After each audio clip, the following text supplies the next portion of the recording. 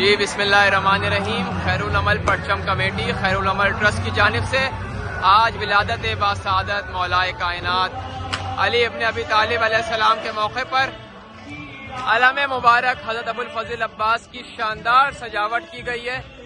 तारीखी सजावट है जो कि आप देख सकते हैं। और अभी इंशाअल्लाह यहाँ पर जश्न के बाद मशहूर व मारूफ मनकबत खान मीर हसन मीर के दस्ते मुबारक से यहाँ पर परचम कुशाई की जाएगी।